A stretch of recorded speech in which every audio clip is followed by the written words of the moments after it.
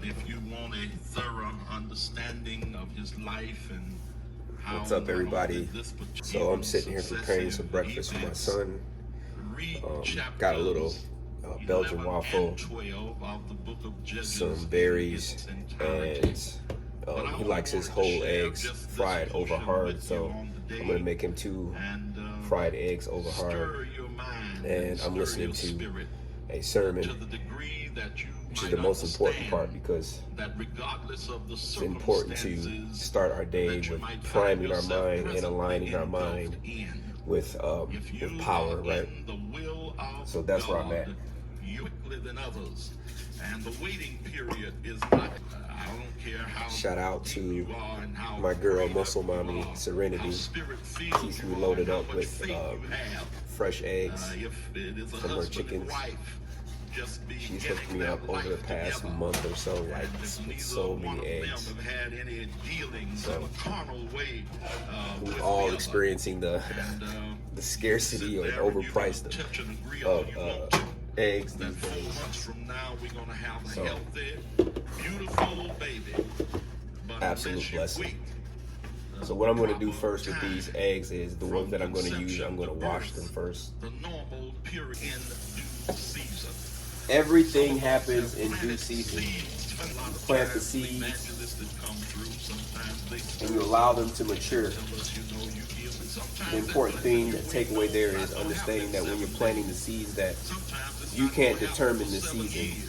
These are seeds of faith, right? So when you're planting these seeds, you have to allow the season, the divine season of harvest, not the season that you determine is adequate for your life. There's the hard part, right? That's the difficulty, because we all want things when we want it.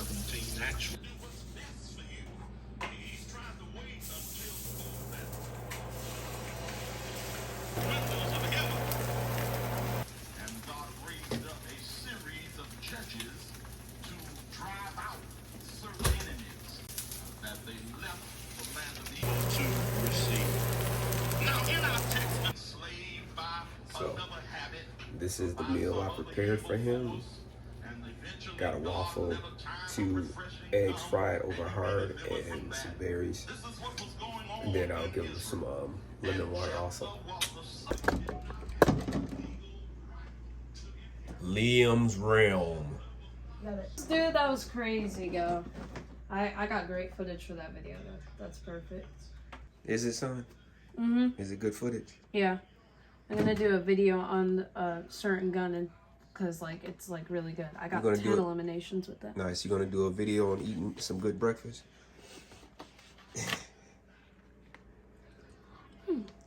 How are the berries? That's good. All right. On the way here, what did I tell you about eating in your room? Throw your trash away when you're done. When? Immediately when you're done. And I can trust that's what's going to happen, right? Yes, sir, you can. And also, yes, when after you do that, make that bed up. Okay. Remember what I said. You start your day by organizing yourself. Yes, sir. Drink this water over here as well. Okay.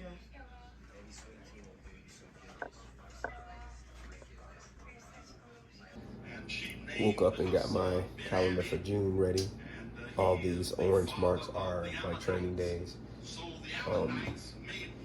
Again, I don't follow anyone's regimen. I just do what I want to do, what works for me, because the most important aspect of all of this for me is allowing myself the freedom of self-discovery. That's, in my experience, how you learn with value versus the traditional classroom setting, which has been packaged in a lot of different ways. You have people using mobile apps, and by no means is any of this wrong per se. It's just I think people get caught up in thinking there's one way of doing things when there's a multitude of alternatives out there. That's what it's all about. But I got a total of 6 chest days, 4 back days, 4 hamstring days, 4 quad days, 3 direct arm days, and 5 shoulder days. These shoulder days are not direct shoulder days. not so much so concerned with my back right now. Like I said, June is going to be a chest month, so more training days for that. Hamstrings and quads are probably pretty much equal right there. They are equal, 4 and 4. And I'm not really concerned with bringing up my arms hardcore, because you're training those indirectly as well. So 3 direct arm days with training them indirectly as well, I think is going to yield some pretty interesting results. And my shoulder days are mixed up with other days as well. So interesting to see how this month is going to go. We'll see.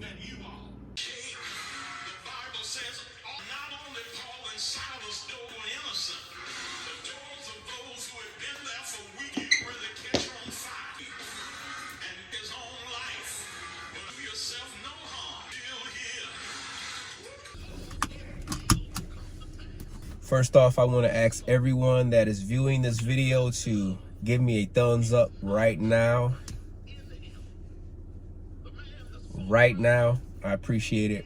If you're not subscribed, go ahead and subscribe to the channel, and let's get those numbers up. So today is going to be chest and shoulders with a lot of chest focus. June is absolutely focused on chest. It's going to be a great training session. Claiming that, right? We got to claim it.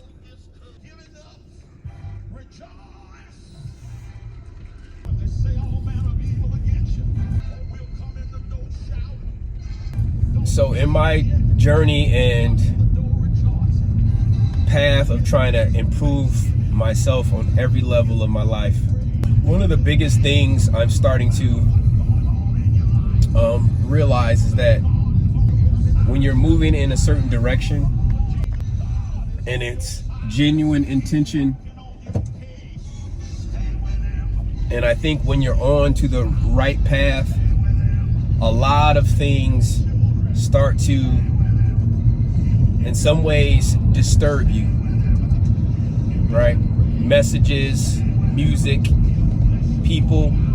So that's where I'm at right now, specifically in the context of my faith and theology, understanding theology as a whole. What I found was in my self-analysis is that in the past, I would be intentional with listening to sermons, educating myself on certain topics related to theology and faith.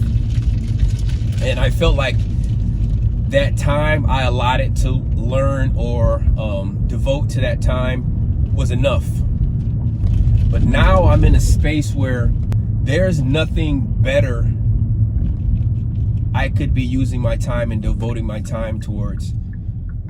Nothing. Getting closer to God, understanding myself spiritually is way more important than anything, and no amount of time is enough. So what's happening right now is I'm finding myself feeling like I'm being edged out of the world. Like I don't align myself with the world. I'm finding that people more and more do not resonate with me. Things are starting to become extremely minimalistic. That's not a bad thing. It's not a bad thing, but I'm absolutely aware of it, and it's different. It makes my life experience feel different. Yeah. It feels like I'm very much lost. Like I'm not connecting with people at all. I definitely feel like I'm alone in this journey. Just something I'm aware of, and I'm going to continue to refine my ability to express my thoughts, express myself better in whatever way I'm choosing to express myself. I think intentionally people are trying to feel like they're alone, or like they're so stoic in their loneliness in life, but to a fault, right? It's important to the human collective, our human life experience, that you give whatever little small piece of yourself, and I think we're all better off for doing that. All right, I'm gonna get into this gym and start this training session. All right, so let's get to it.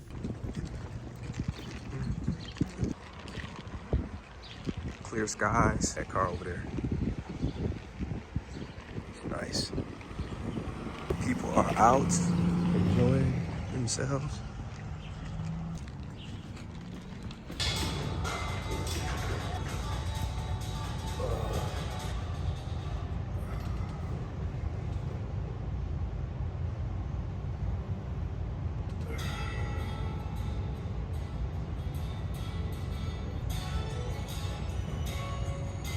So what I'm doing here is leaning forward in the seat, and it's supposed to target more of the upper chest with my hands supinated, palms up. And I definitely felt it more right up under my clavicle and the contraction here, so that's what I'm doing right now.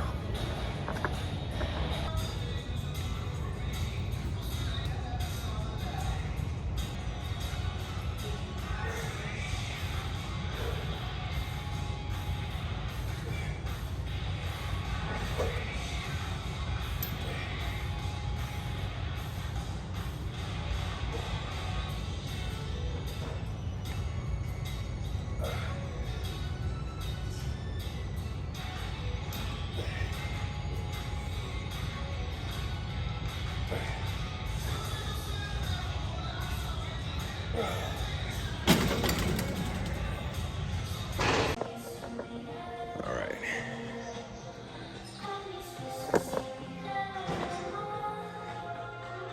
I'll move over here to the Smith.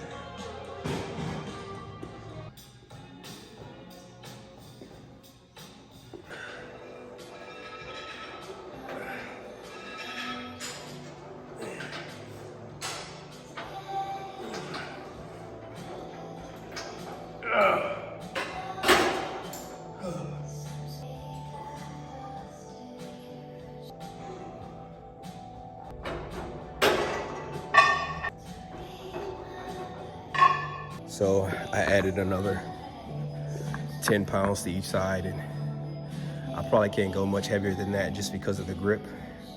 Wouldn't be safe doing that, but I'm definitely feeling it. It's just an overall more challenging lift. So I'll probably do 3 sets here.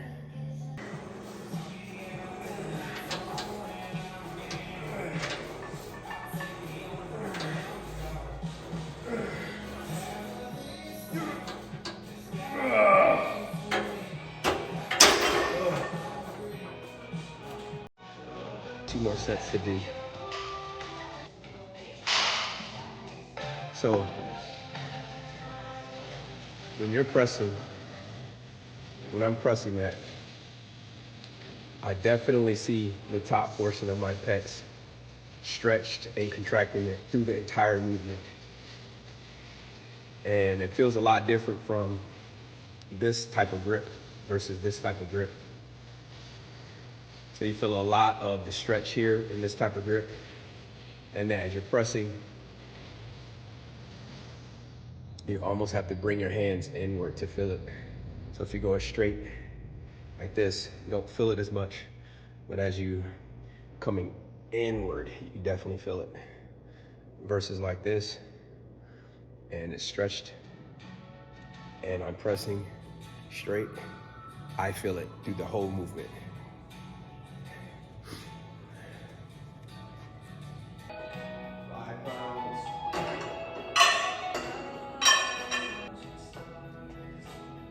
Alrighty, let's do it. Okay.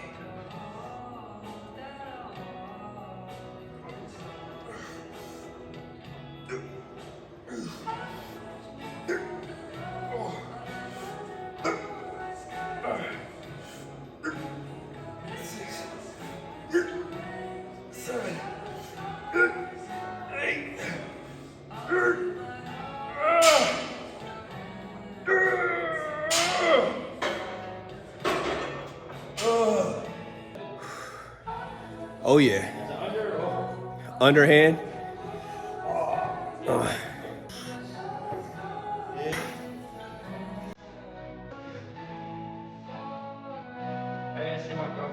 You say you got this here?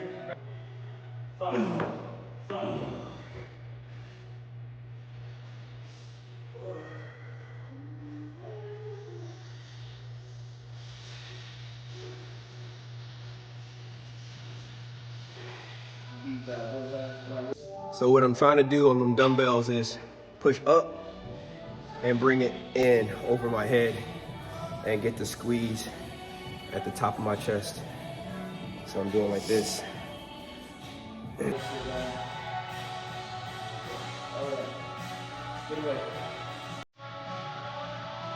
It's like that.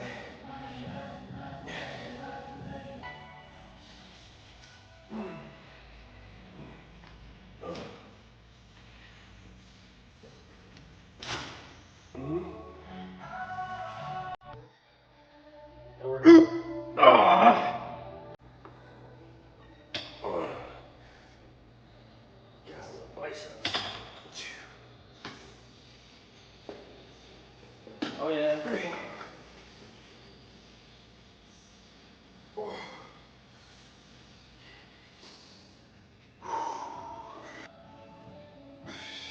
Side.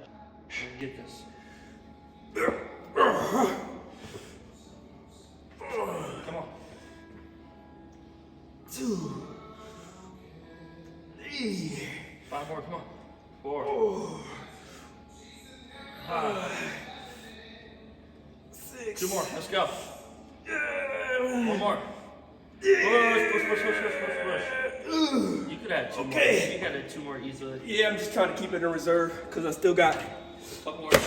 I got shoulders to do, and I haven't eaten anything. Oh, you're low on energy. Yeah, so I'm just trying to reserve my energy. You're good.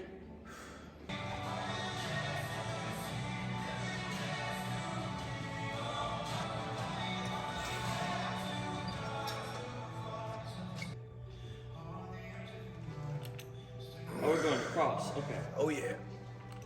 So you're getting that squeeze, huh? Absolutely. Just go inside, okay? Let me get there.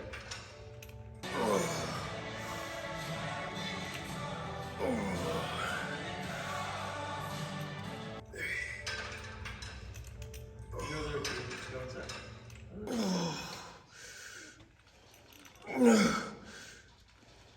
All right, we're just rocking some cables, crossing them over with some static holds in the middle, just to bring out the striations. Once the fluff is gone, we get some striation.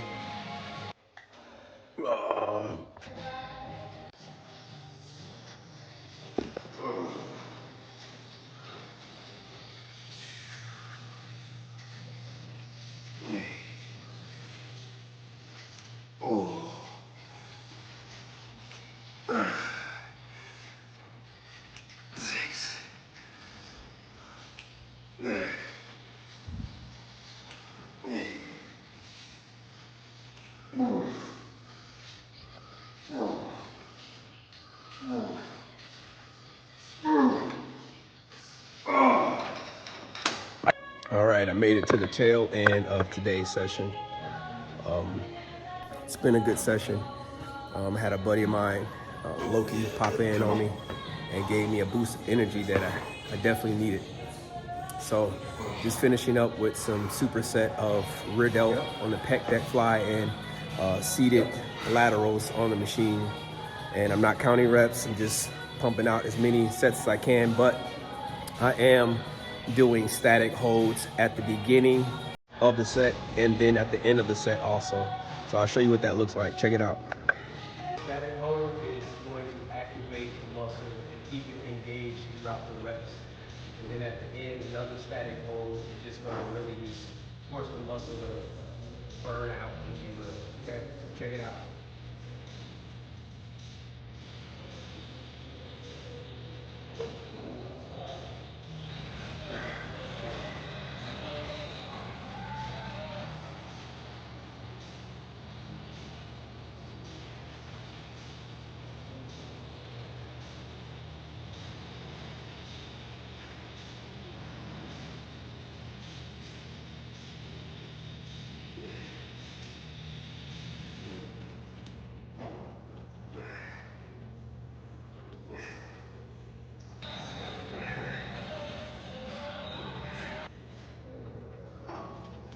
The